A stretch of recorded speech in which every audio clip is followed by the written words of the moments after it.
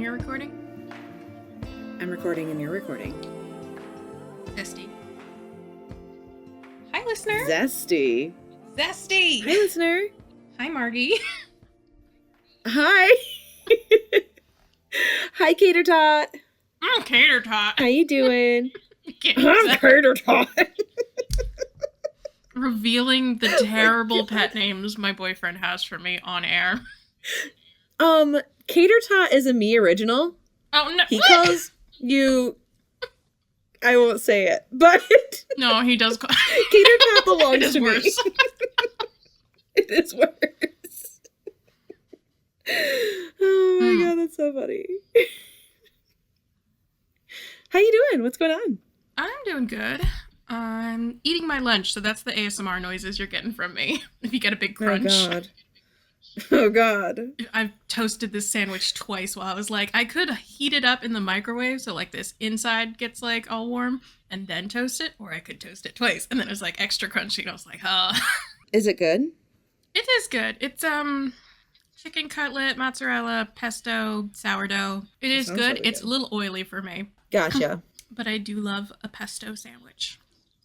God, I love a pesto sandwich. I made a pesto caprese grilled cheese with like, you know, fancy bread and all that. The disrespect my kids show my food is insane. Like, I just want to be like, do you even know? But they don't like it. They don't like anything I do. I'm a good cook. It's so frustrating. I have built this They're like, skill. this is an American cheese. Yeah, Therefore, exactly. This is Mother, anyway. This is it. I hate it. I love how, like, my kid's tone apparently is really terrible. There. I'm sure it sounds exactly like them. Yes. Mother, Something I've just, like, recently started doing is, because my boss's boss is French, so every time he annoys me, I talk to Austin about it, and I do his French accent, because, like, I took, like, 10 years of French, and and I just can't I didn't know that. Oh, I'm very bad at French. That's why there's 10 years of it. It's a lot of years of just You're French like, it's not a flex. over and over again.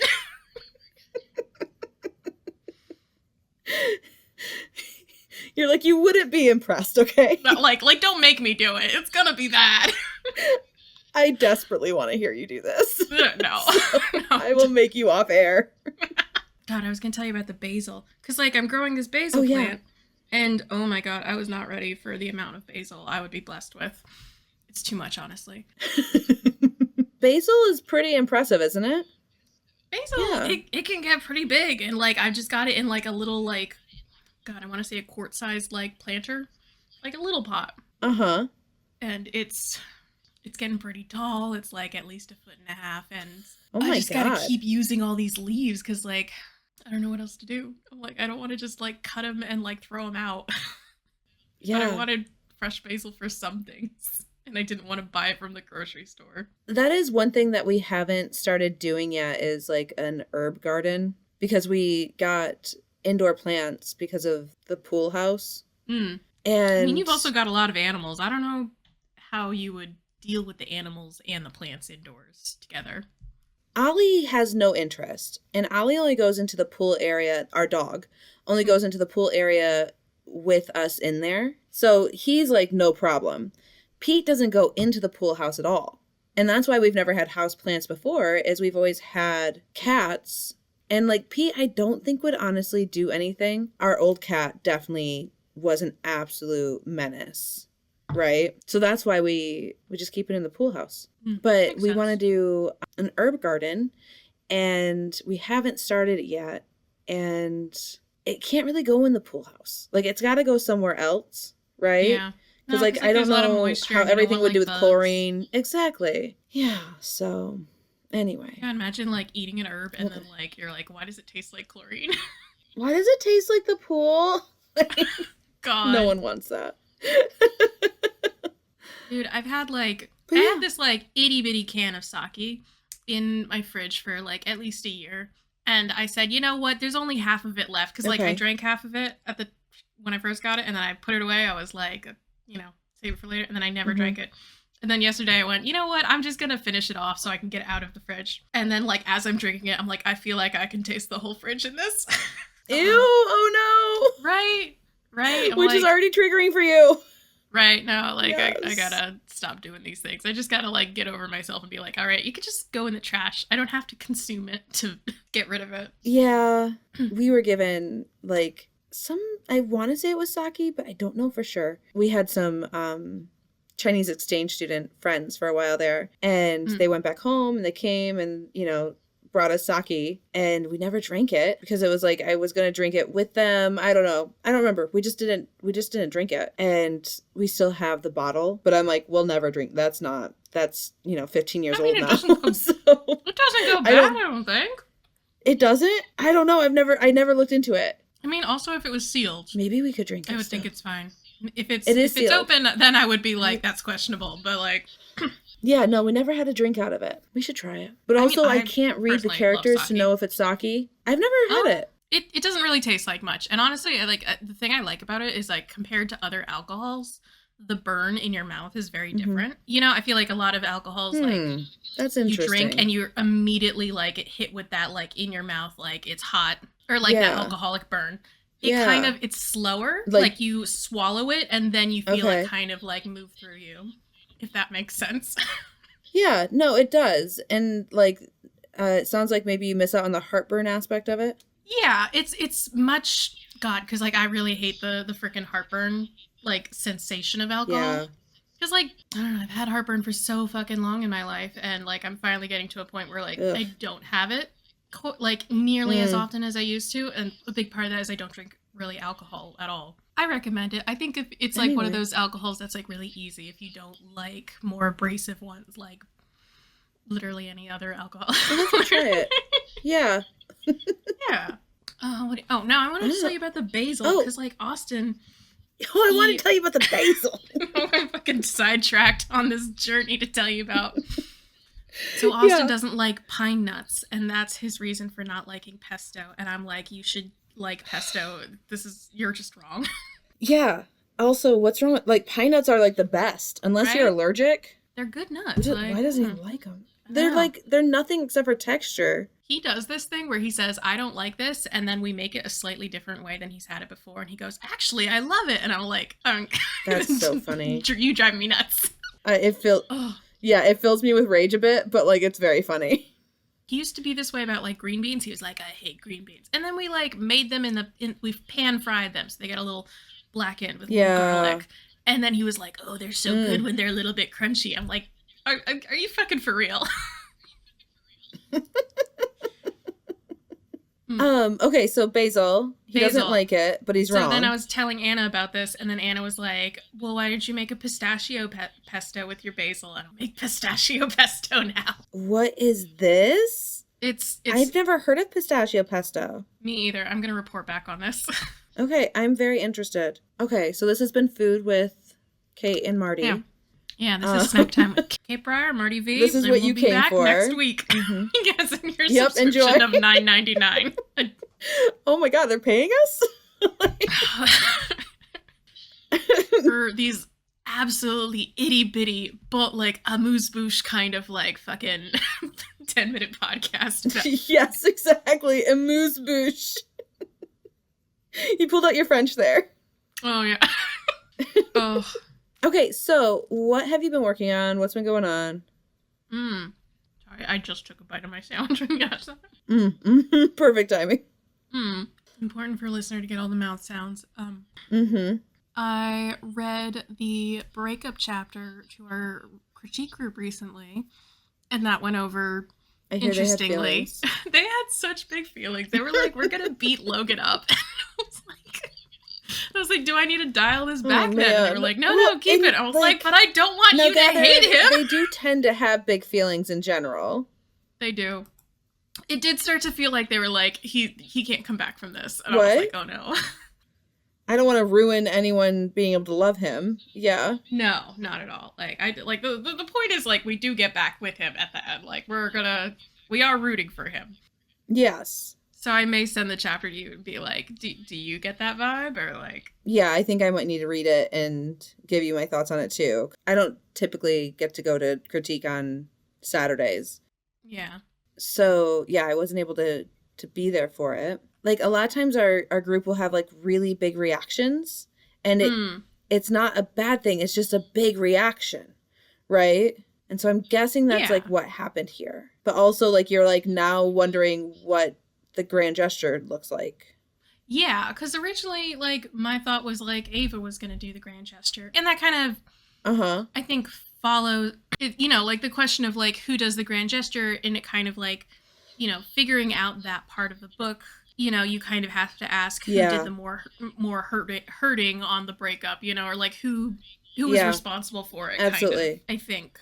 And it's been her that's been driving the wedge the whole time. So it does. So that's kind of like where I was going with it. Yeah. I can really see the argument for it. I'm also like, I tend to be a little iffy on the grand gesture thing because it doesn't quite sit right with me. Like, I think the sort of hallmark trope of like Theatrics of it.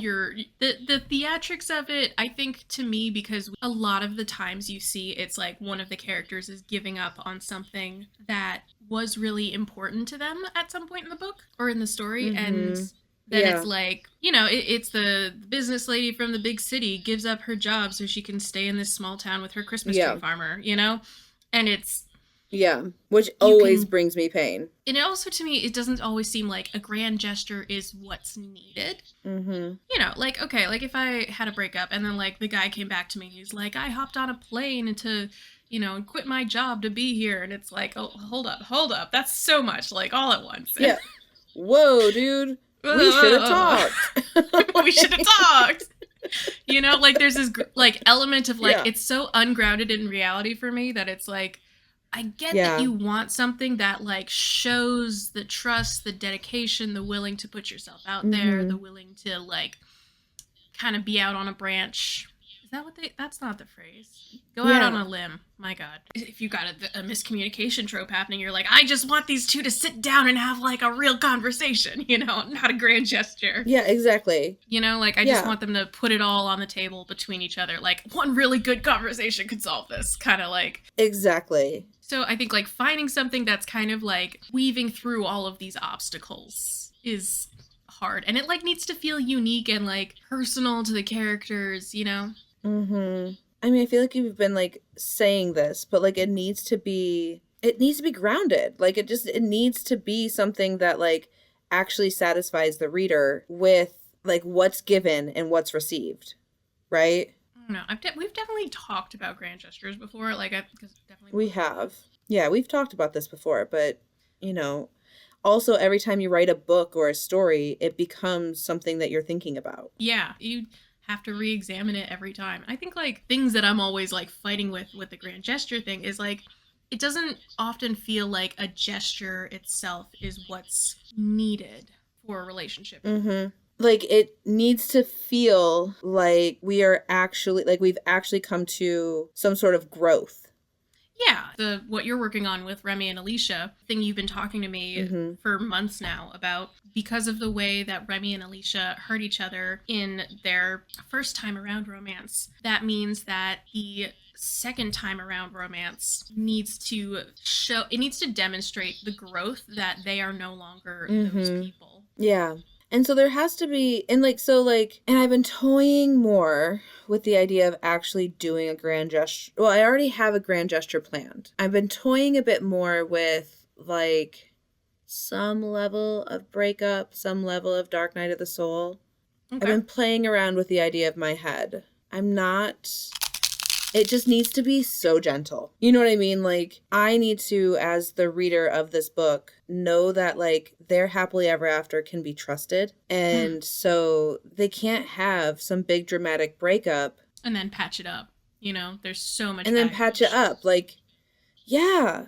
If I was either of them, I'd be like, yeah, no, I can't be trusted. Celibacy for life. You know what I mean? Like, like if I had some sort of like situation like this, I would be like, yeah, I'll just be alone. That's clearly what's best, right? Like, I wouldn't be able to trust myself. No, I get that. I've been thinking about like And I'm not gonna like quote it exactly or like even well, but I think like in Gwen Hayes' little book, she talks about Mm-hmm. actually, you know what? I don't even know that I can properly attribute that. Let me just it was Well, can you give me like a, yeah. the idea is that, you know, exposing the way that you feel and like trusting someone in romance is, you know, there's an intense vulnerability. And the thing that causes, you know, the rift is not Mm-hmm. necessarily a breakup, but it's one of them going, actually, I can't be vulnerable with you. And kind of who flinches first, you know? It's that game of Mm-hmm. chicken, and then one of them finally says, you know what, actually, like I gotta go, because like I can't put myself out on that line. Yeah. And so maybe what it is it's the other person recognizing that moment for what it is and not seeing it, not Not catastrophizing, but saying flinching. like, I see you need me to go out on the limb for you to show you it's safe out here, you know? Oh, that's lovely. Right? Yeah. Like that's like kind of like it's the retreat and the I'm going after you to like that I'm kind of like reformatting this in my mind. Like instead of like break up and grand gesture, it's the oh no no, it is safe. Come you can keep coming out here. And look, I'll Mm-hmm. go further out onto this limb to prove it. Yeah. That's, I feel like I need to write that down. All right. Just me over We're here going to do a quick preening. type. Does this conversation help you at all with your grand gesture thoughts? I mean, it does help me kind of like lay out the structure that I think I prefer, that feels more natural to me. Mm-hmm. God, I've been like looking at the way that I build chapters, and I think I've talked a little bit about like I spend a lot of time just kind of writing notes down and like these very tiny, like paragraph long snippets of like, here's a thought, here's another thought, here's this would be cool, this is a cool conversation over here, and here's like a fun little bit of action, you know, little bits. And then I put them all in one big document, and then over time I'm sorting them into my outline, and then just by things that kind of seem like they could go together.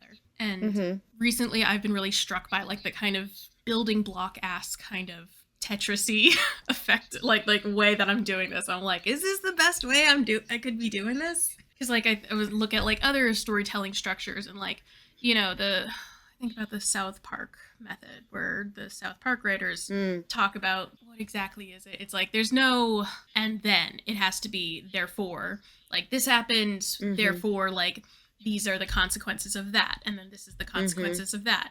But you're not allowed to say these unrelated things happened, you know? Yeah, there's no like, everything has to build. Yeah.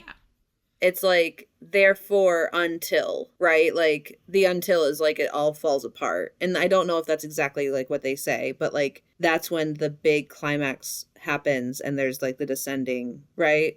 Yeah. Does that make sense? It is absolutely wild because I've been so stuck. Sorry, I read something. I've been so stuck in this part of the book for literal months upon months upon months that now that I'm like past it, it feels like the story's actually happening and I'm like actually see the end. So close. Getting so close. I really enjoyed the episode where you said, I'm gonna say I'm almost done for the next 3 months. Yeah, exactly. Because I edited I that mean, part and I was like, do I tell her that she said it or do I wait for her to just find it? oh no. No, I know who I am. Oh, because I know you listen to them after I they know it. publish. And Yeah. it Uh just, I love us I being mean, able to spot our patterns, but not being able to do anything yeah. about them.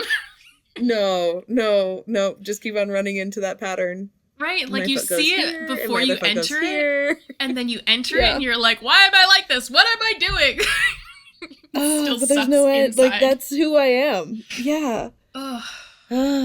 We had Dude. an actual thing. Oh, we were going to talk about like how it feels to feel like you're not doing enough Oh my god, when constantly. like, yeah.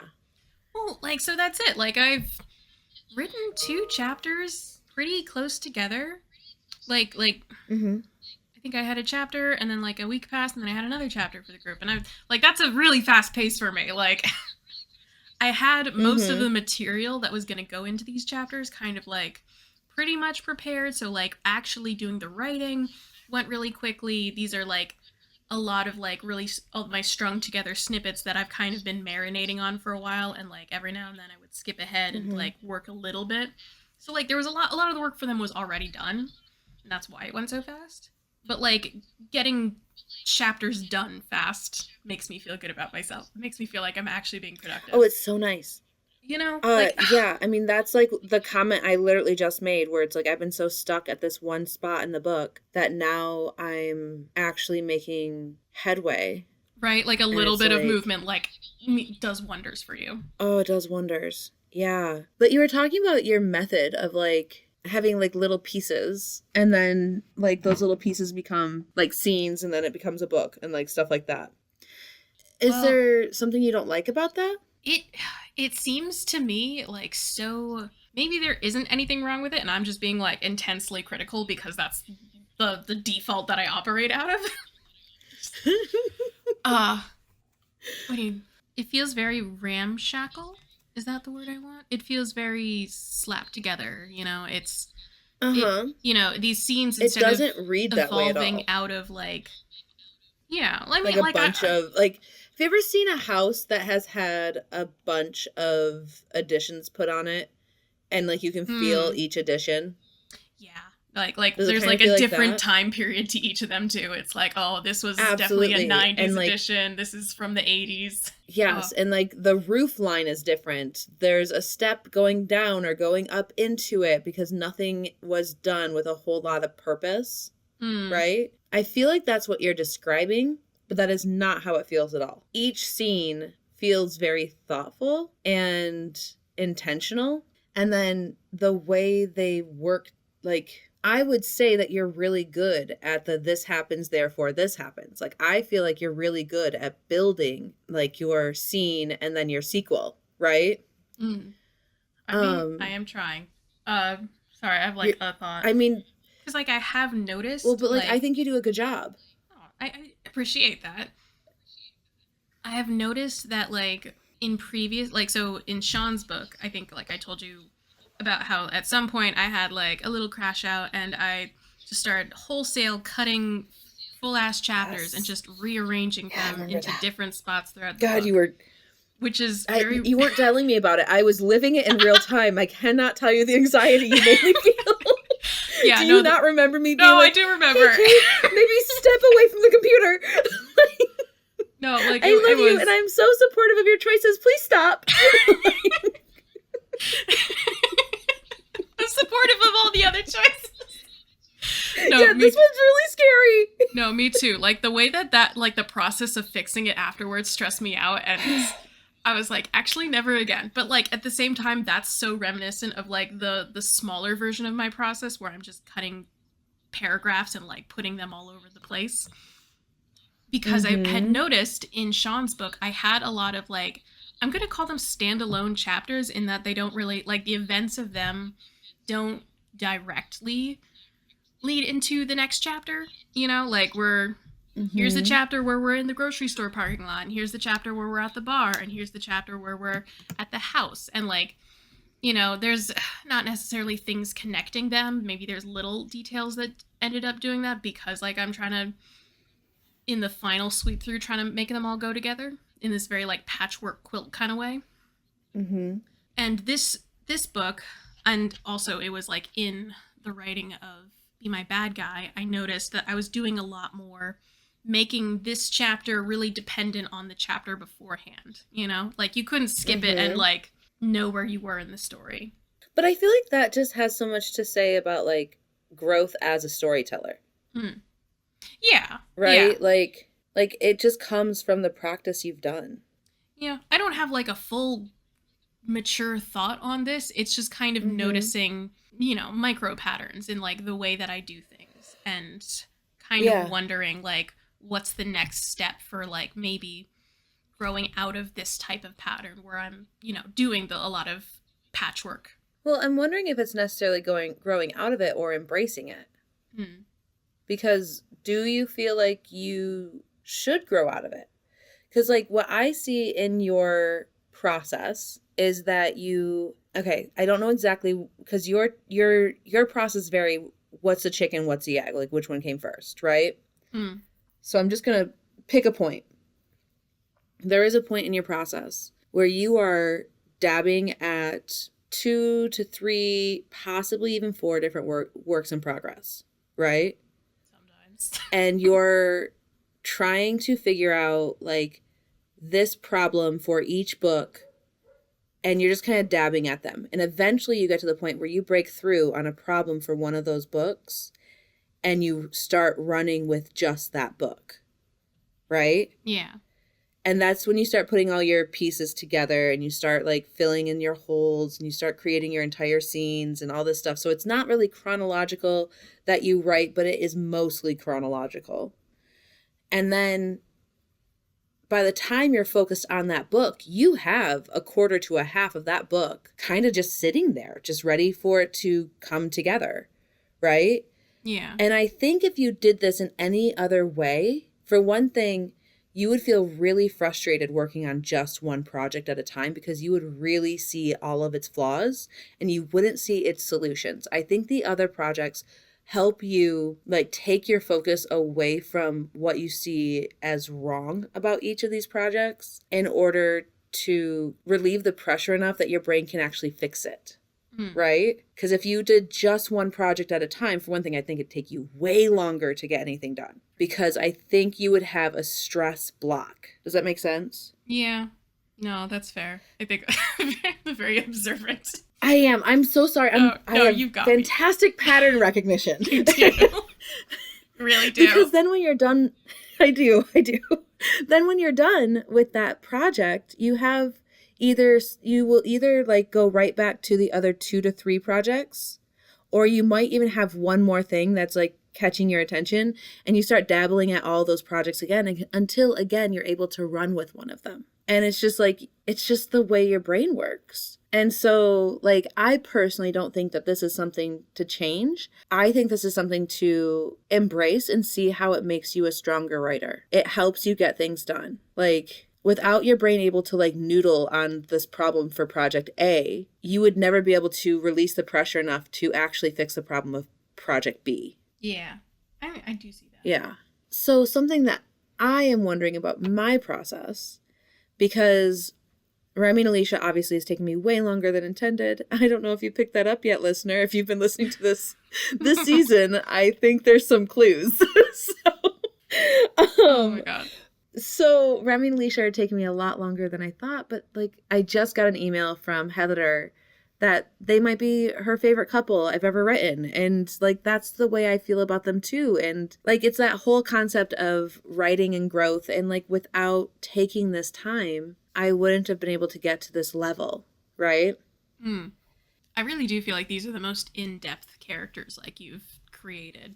Like we are getting to know on such a minute level. And I feel like all their challenges make so much sense. I'm so in love with the little, because you were angsting big time on this kind of hinge moment where they finally, after 40,000 words, are allowed to kiss. Yes. Yeah. And like so many words. God. I really loved how you did it. That like it felt so intensely personal and like casual and like such a I very clearly deeply care about you, like, hey, I'm gonna get like it was that he's gonna drive her home because she's too drunk to drive, and like not too drunk but like but she can't drive, and he's like, and he's taking care of her, and I'm like, oh, the way she like trusts him immediately to be like, yeah, you're my ride, you're my person, and I believe you will get me home. Like it was such a cute little moment when you dropped it in the group chat, and I was like, yes. I'm so glad. And I'm really glad like you embraced it like and kind of leaned into it. And, I am really happy about how that went too. Man, I'm so happy to be past that 42,000 words of not kissing. God. 42. It's so funny. 42. It's so funny because, like, I love writing a kissing scene. I really do. I feel like that's one of my favorite things to write. But sex scenes are so challenging. And I always, like, have a, like, very, like, is this working? Is this not working? Sort of feeling about them. But, like, also, like, I don't want to go 42,000 words without it happening. Oh, my God. That was A lot. No, the way you were immediately like, no more slow burns. This was torture. Well, and yeah, I kind of don't have any more slow burns in the back pocket right now. Like, the heat's going to come pretty hot in the beginning for my next couple books. Which I'm very much looking forward to. Something just dropped and I'm not hearing anyone cry out, so everything's okay. I'm in the basement, so I just heard something fall. Fine. No one screamed. I'm sure they're fine. So, okay. So Remy and Alicia have taken me a long time to write. And then I have a deadline coming up directly after for a shared world I'm working on, which I'm very excited about. And it's only 30,000 words. How much of that do you have written right now? Somewhere around 5,000 to 6,000. Okay, when's the deadline? So I want to have it to the editor February 1st. Okay, so you got a bit of time. Okay. Right. Yeah, I've fully believe in your capability to get it done. Yeah, to make it happen. Mm-hmm. Well, and like the way I have, 5,000 to 6,000 words written is by like, I'm writing that one by hand. Ooh. When I have, 5 minutes that I'm waiting to pick up the kids or, at the doctor's office or whatever, right? If I have five minutes or so, I'm just jotting down the next things that happen. And so the draft is way messier than anything I've ever done before because I don't just sit and like fix things at the screen as I'm doing it. Obviously, as I'm typing it into the computer, I am fixing things as I go. But I'm also not typing things into the computer until like if it's Tuesday and I don't have anything to share with Remy and Alicia, I will type up what I have of Sadie and Mister's name will happen eventually. The way you're fighting for your life in our critique. I know, for names. Over the names. They're coming for me.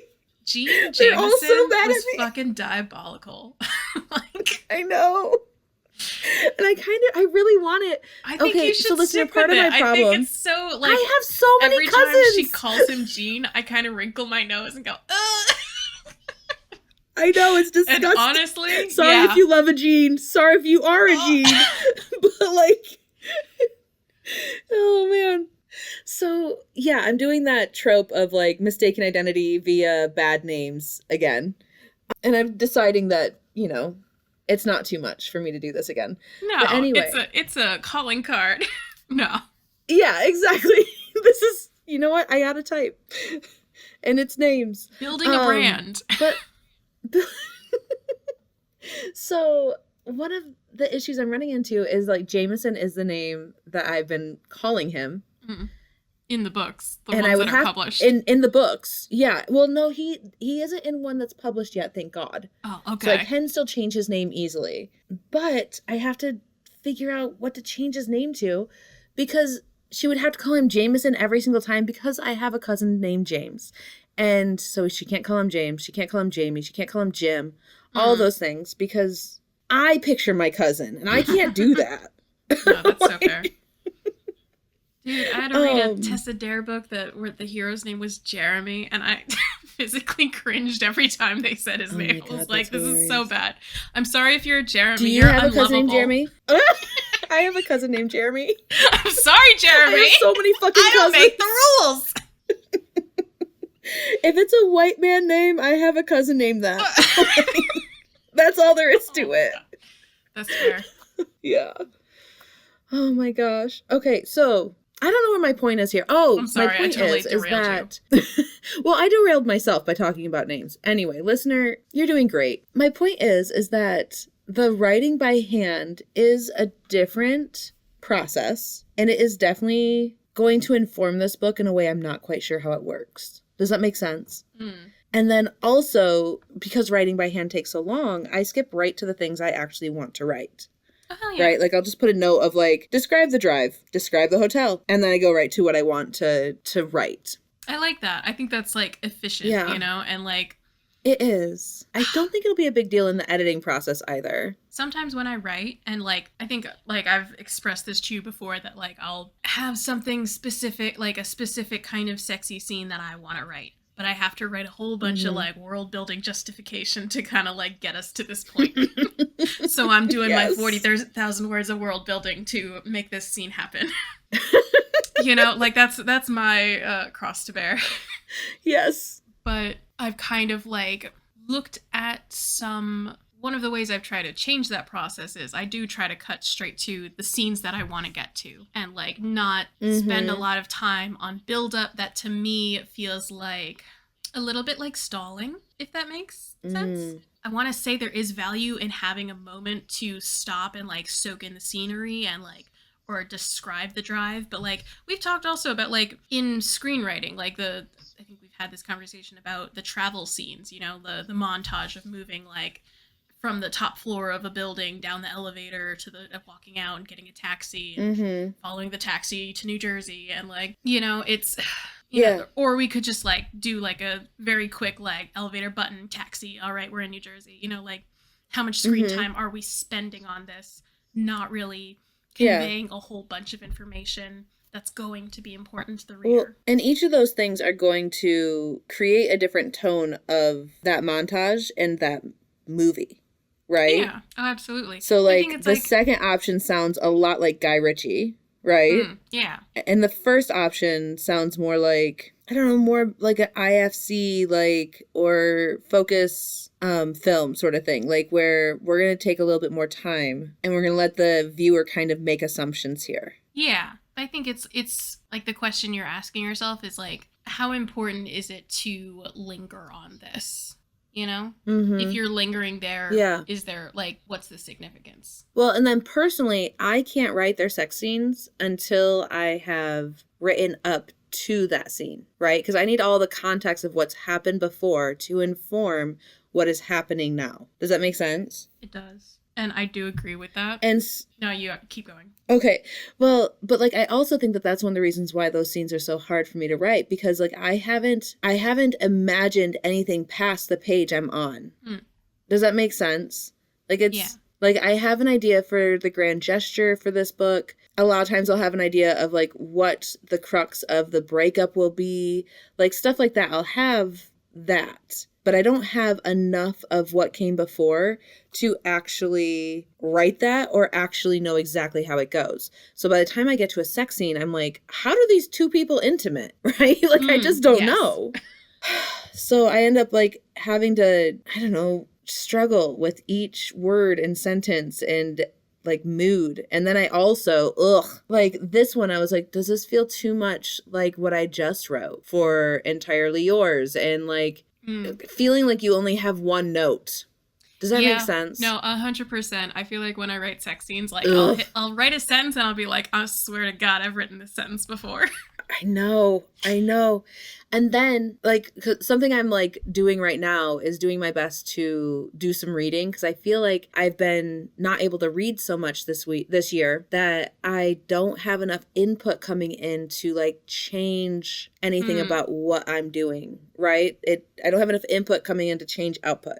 I don't have a good answer for it. I think like at least for the Remy and Alicia scene, like maybe part of the reason it felt like you were obsessing over every word and every sentence is because like their situation was like specifically so fraught and like tied to all of their baggage. And you know, you can't. And currently I feel like I don't touch on that enough. So like before we started recording, I did a quick note of like a couple things I could add to feel like we're grounding in those feelings better. I mean, like, the one compliment I feel like I keep giving you, and I'm kind of worried it's lost its shine because I've given it so many times, I keep saying, this is so grounded. No, I always like it. And I don't want that to sound like... No, I love that, though. Grounded in that, like, these feelings are so very real. When you're reading things that aren't contemporary romance and you get into the like, fantasy or the paranormal realm, the emotions are bigger and more dramatic. I think they also kind of mean a little less because of that, if that makes sense. Like, they feel a little less actually relatable. But, like, you know, like, that moment of, like...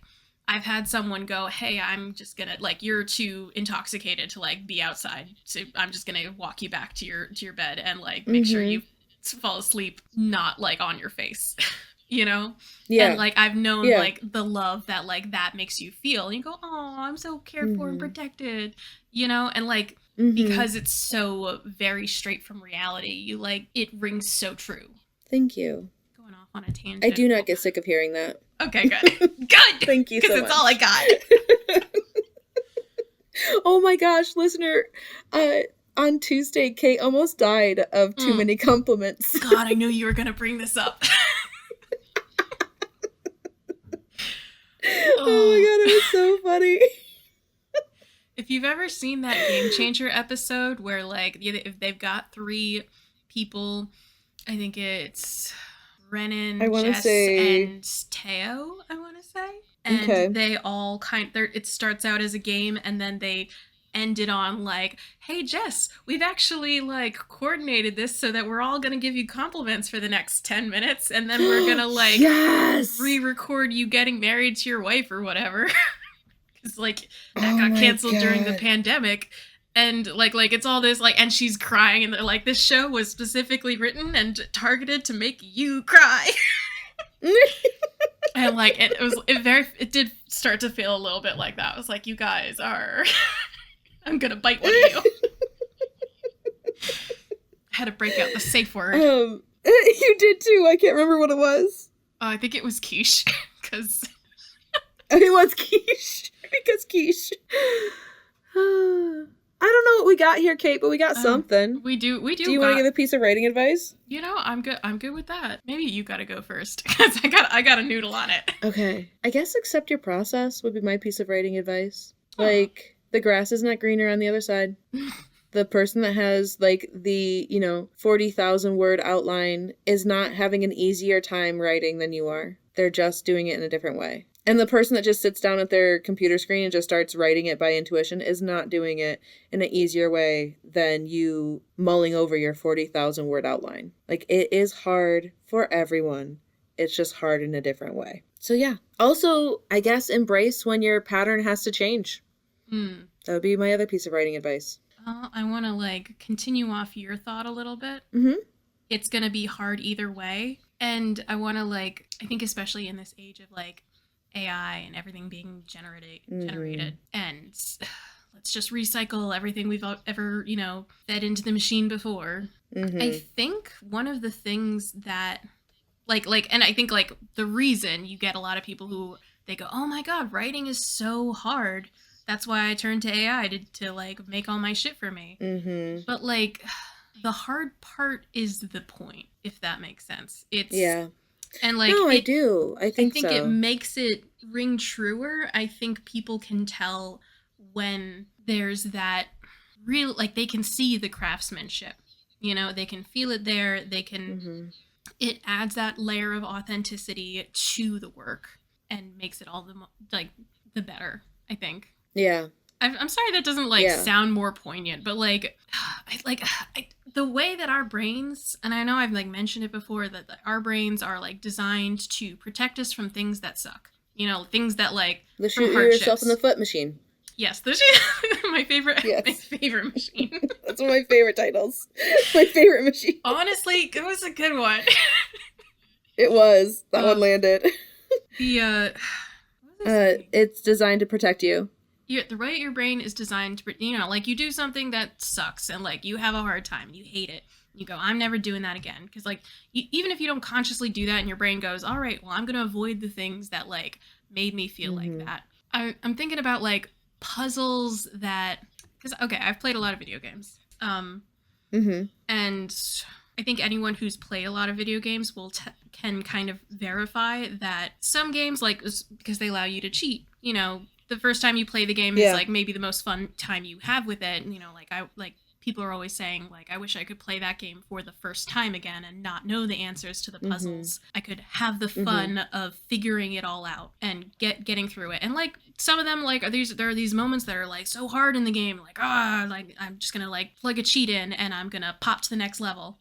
And I think you might notice in yourself, like, it wasn't as fun and it kind of took away from the experience a little when you add those cheats in, and you're kind of taking away from your own experience. The hard part is the discipline of it. It's the victory means more when you do it yourself, when you get through. This is one of my philosophies as a parent is like even down to like when my daughter was just a little baby in a jumper, like one of those like jumper seats that you can like, right? There was this bumblebee that she kept on reaching for and she couldn't get. And my aunt went to like extend it with a couple of like these little rings. I'm like, no, don't do that. And she's like, but she can't reach it. I'm like, I know, but when she gets to reach it, that will be one of her first successes in life. Yeah, and like that's like we're the not going to take that away from motor her. Skills, you know, like that's so crucial. That things can be hard, and that doesn't make them not worth it. Like one of the biggest struggles I had in life was accepting that I don't have to be good at everything the first time I do it to enjoy it. I don't have to be good at something to enjoy it, right? Yeah. Things are hard, and they should be hard. Yeah, that's the whole thought. No, My I think it's a good thought. Yeah, get off of this. There's only room for one. No, I was here first. Just kind of shoving you over. No, I love it. Oh man. I think like God, I know like I rinse through this pattern thought like over and over again of like, oh, it's so hard, I hate doing this, and then it's like, well, if I'm not doing this, I'm bored as hell. Like this is the bone my brain needs to chew on, you know? Yeah, exactly. Well, and then also like without this and the hard part, I don't get to share all the characters and stories in my head. Yeah. The hard part's the good that's part. Like one of my favorite things to do. The hard part's the good part. Yeah, there's some zingers in here. Oh yeah. I mean nothing will ever top shoot yourself in the foot machine. No, nothing will ever top that. That was perfect. We did a perfect job.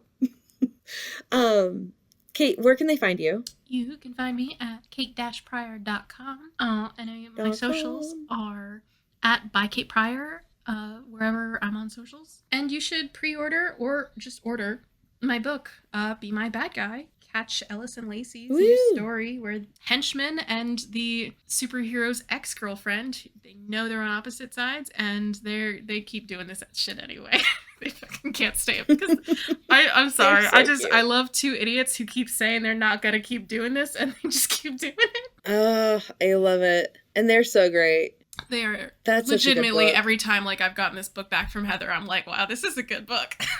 Like, oh, that's so exciting. No, I love this book so much. I hope everyone else does too. It's me too. Well, and it's one of those that I keep on being like, well, if you made it a series, you're like, stop it, shut up.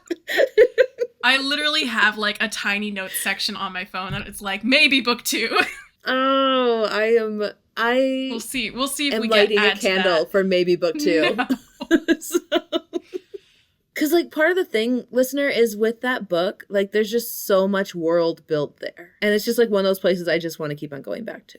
So, I am team book 2. Even if it's, like, a completely not connected character group at all, even though I do think you have, like, a shoo-in for a main character there. No, it would absolutely be Ellis's brother.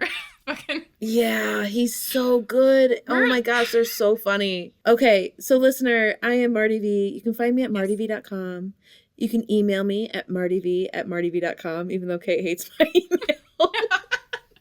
That's the right email address. Use it. It is the right email. And at Marty V Author on the places. I'm not everywhere, but where I'm at, that's where I'm at.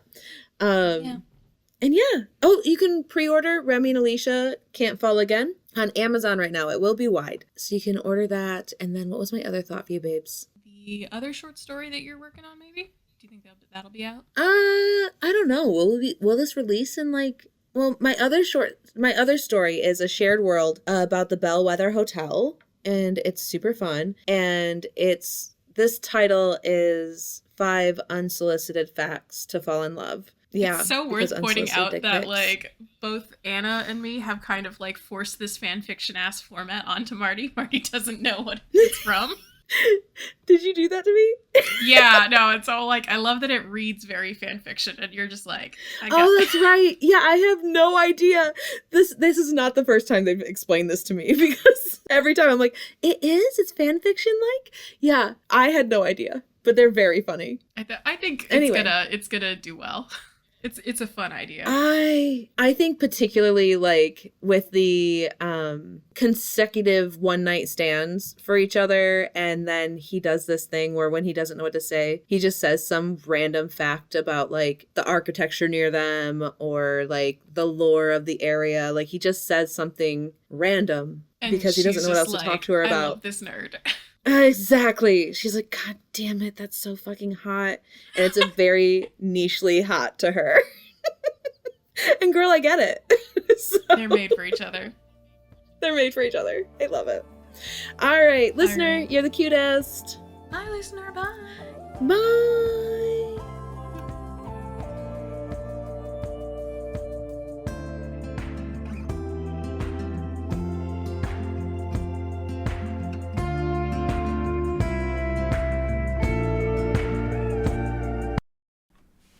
Are you doing your thing? Are you being weird?